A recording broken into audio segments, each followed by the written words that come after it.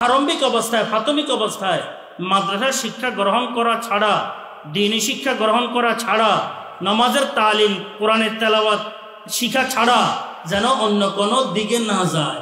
গেলে আল্লাহর দরবারে এই সন্তান আমার বিপরীতে আল্লাহ পাকের আদালতে কিয়ামতের ভয়াবহ পরিস্থিতির মধ্যে মোকদ্দমা দায়ের।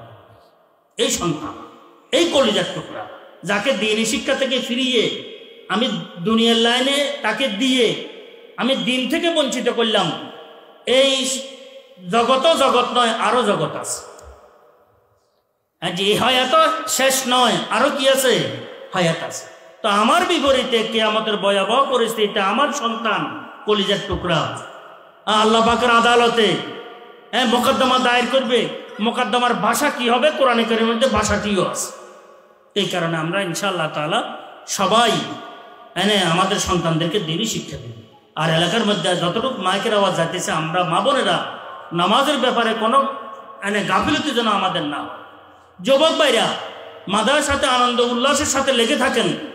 আল্লাহ রহমতের দ্বীনিয়াত শিক্ষা যুবকদের জন্য অল্প সময় জন্য, সকালে হোক, বিকালে হোক, সাপ্তাহিক হোক, মাসিক হোক, খণ্ডকালীন হোক, 1 ঘন্টা হোক, আধা ঘন্টা হোক, 15 মিনিট হোক, আলহামদুলিল্লাহ জামিয়া রশিদিয়ার মধ্যে আল্লাহর রহমতে এই দ্বীনিয়াত শিক্ষার প্রারম্ভিক অবস্থায় দ্বীনি শিক্ষার একটা ব্যবস্থাপনা আছে।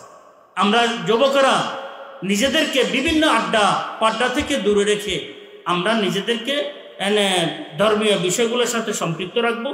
ইনশাআল্লাহ তাআলা দুনিয়ার মধ্যে শান্তি, স্বস্তি, আল্লাহর রহমতে প্রশান্তির হায়াত আল্লাহ পাক আমাদেরকে দান করবেন। আখিরাতটা সুখময় হবে আল্লাহর রহমতে।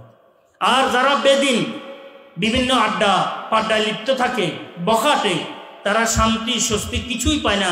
দুনিয়াও তাদের শেষ, আখিরাতও কি শেষ হওয়ার আশঙ্কা বেশি থাকে।